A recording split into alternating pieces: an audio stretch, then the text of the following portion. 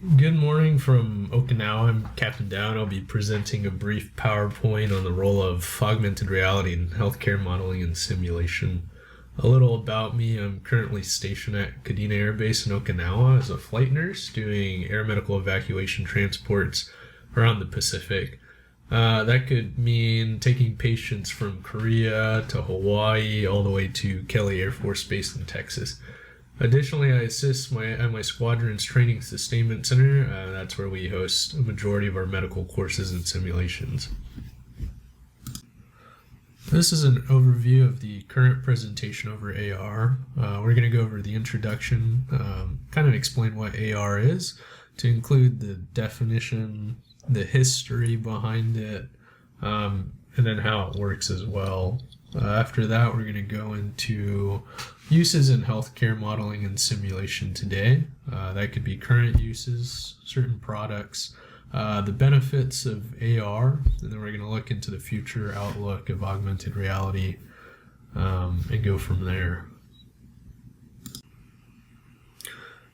So what is augmented reality, or AR? Augmented reality is essentially taking digital or computer-generated info, that can be whether images, audio, video, touch or haptic sensations, and then overlaying these over a real-time environment.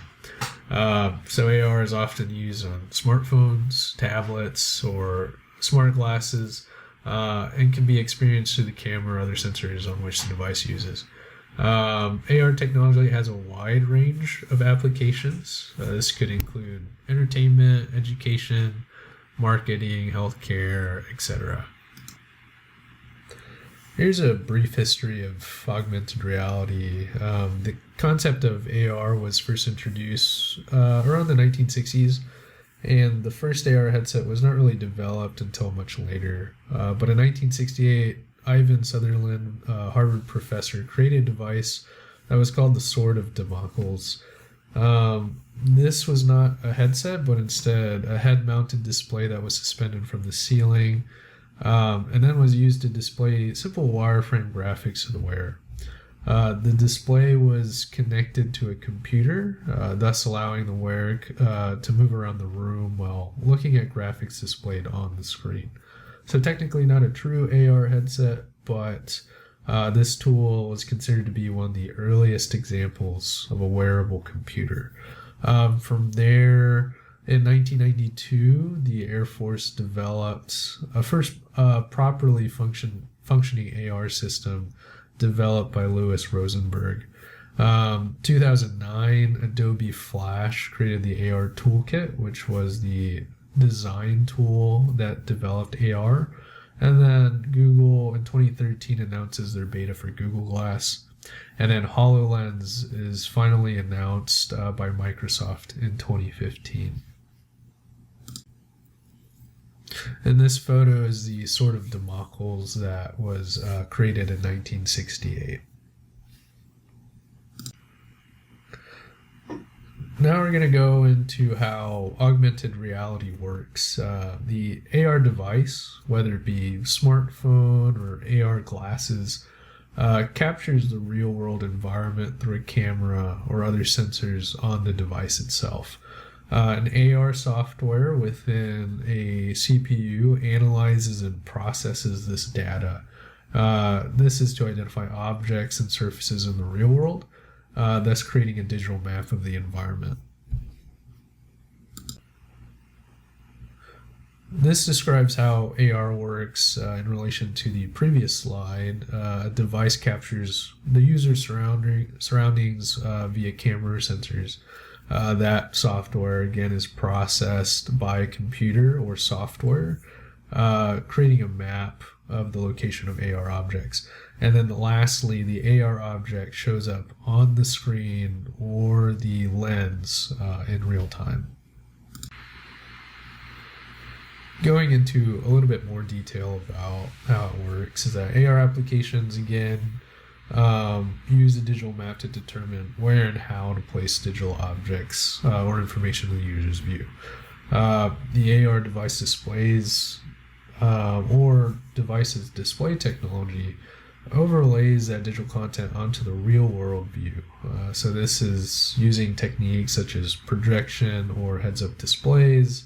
And then as the user moves or interacts with the real world, the AR application is able to update digital content to maintain alignment and then also perspective of the user. These are some basic components of augmented reality systems. This includes sensor tracking, user input devices, CPUs, the display and output device.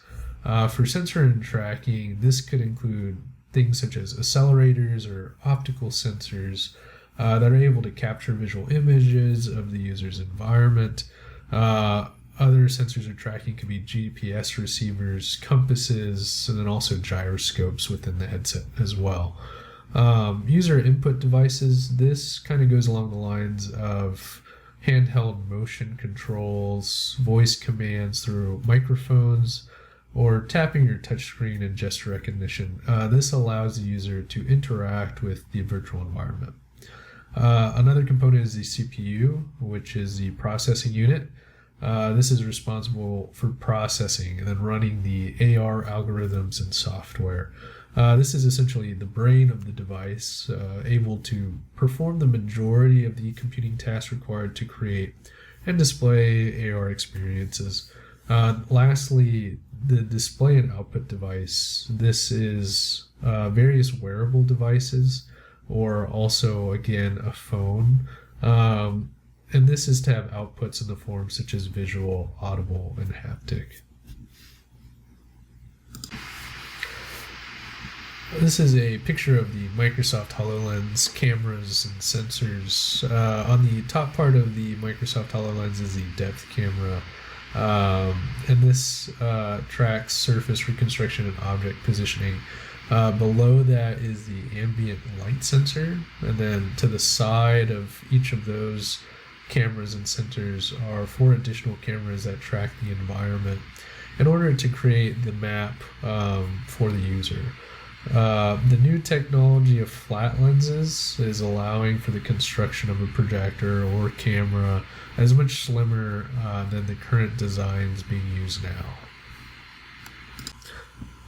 Here are a couple examples of augmented reality, one being the game Pokemon Go, which was on many people's handheld devices or phones. Skyview was an education AR software that enabled users to see constellations and stars at night through their mobile device. Another one is retail, the IKEA Place app, which enables a user to put furniture in their homes or offices to see what they want to buy or what looks good. Lastly, navigation, Hudway Glass, and then Google Maps provide direction via phone or computer, displaying it in real time. Now we're going to go over AR's uses in healthcare, modeling and simulation, first being training and education.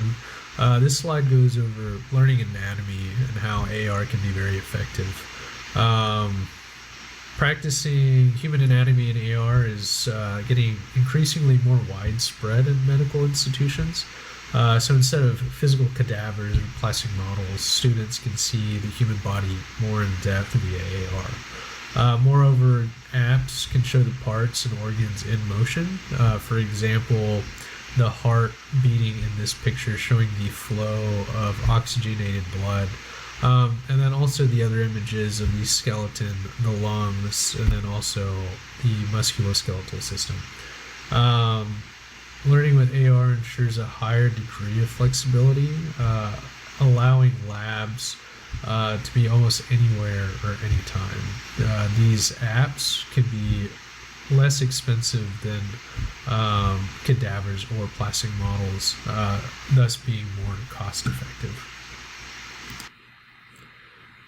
Training and education continued via AR. Practicing surgery is another benefit because practicing with real patients, that involves a high degree of risk, and not all patients are willing to take that. So other options are cadavers, but AR seems to provide a more safe route and allows for more repetition to gain muscle memory.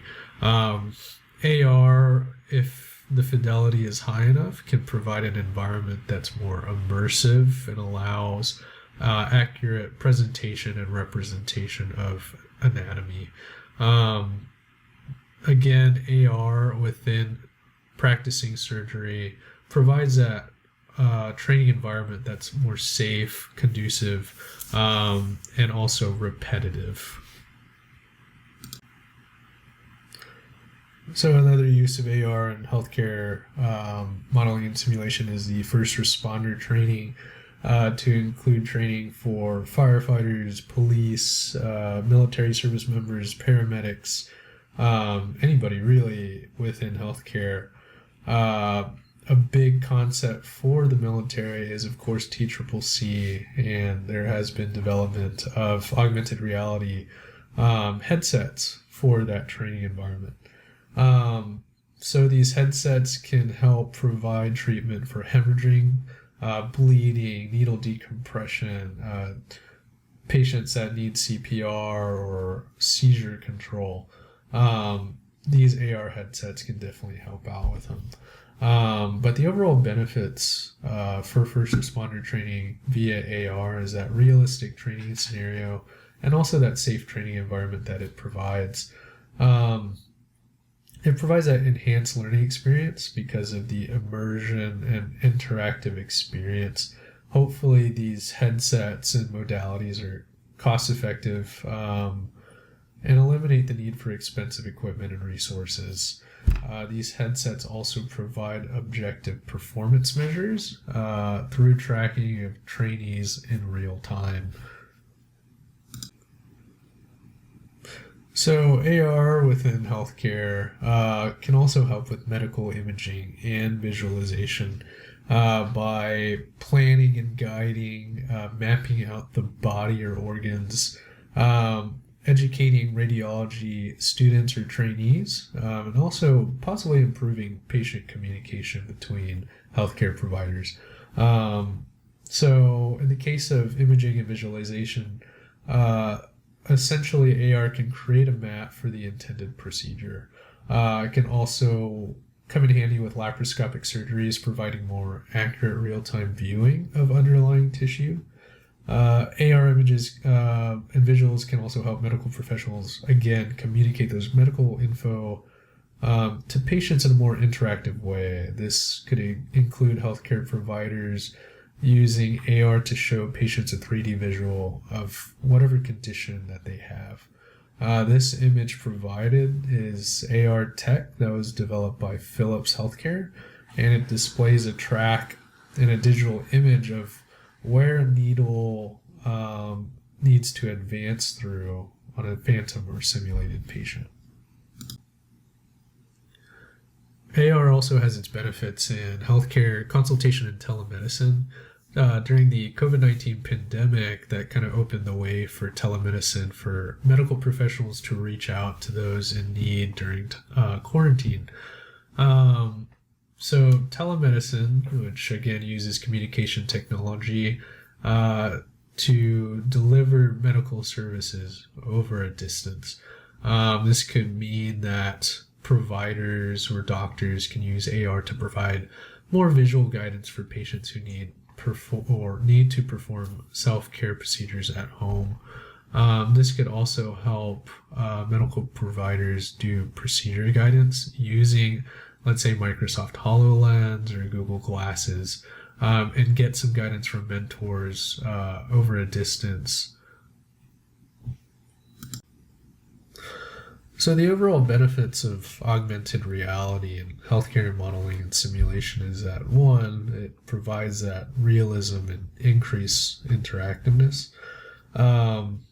This can allow healthcare professionals to practice procedures and simulate complex medical scenarios in a more realistic and interactive way.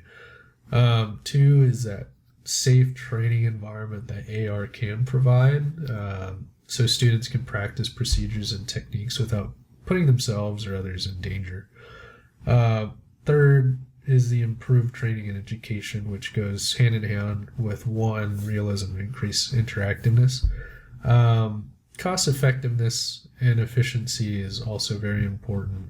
In this case, this eliminates the need for physical models or expensive equipment.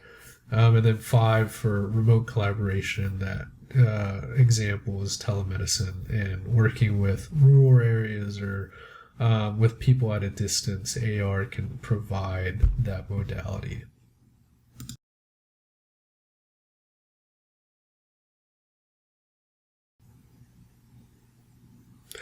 So this is the last slide and concludes my presentation of augmented reality in healthcare modeling and simulation.